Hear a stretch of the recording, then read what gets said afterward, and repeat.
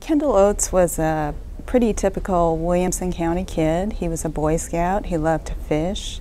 He grew up in an affluent suburb. But Kendall, when he was 18, was remanded to the custody of the Department of Children's Services. Kendall suffered a seizure and died in May of 2012.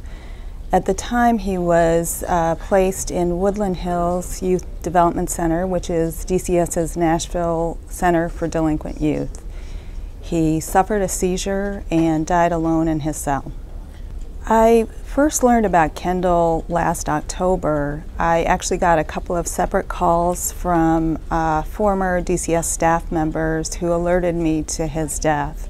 After I got those first tips, I found his mother, Diane Oates, on Facebook, and I contacted her. And then she and I began meeting over the next few months to talk about her son. I also reviewed some of the previous records the Department of Children's Services had given us, and I realized that Kendall had shown up as a single unnamed line item in a spreadsheet of nearly 200 children who had died or nearly died after having some contact with the department.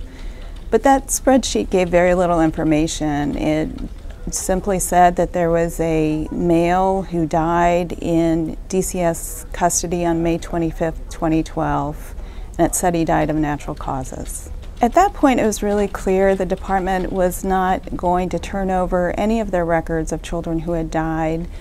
And the Tennessean, as well as a coalition of other media organizations, went to court. We filed suit to gain access to those records because we believe those records should be public information. And the DCS records we obtained through the lawsuit provide a little bit more information. They were redacted in some places and they weren't complete. There were about 64 pages just from the couple of months span after Kendall died and what DCS found in their investigation. But they revealed a little bit more of the timeline of the morning that he died that I was able to piece together for our story. There's still a lot we don't know about how and why Kendall died. We don't know why he wasn't given his medication. The records don't say. We don't know why he wasn't wearing a medical wristband that he had used to prevent previous seizures. The records don't say. We don't know why he was at Woodland Hills instead of a residential treatment facility for youth with ongoing or chronic medical needs. And for his parents, I think they want answers to all those questions. But also, I've talked to both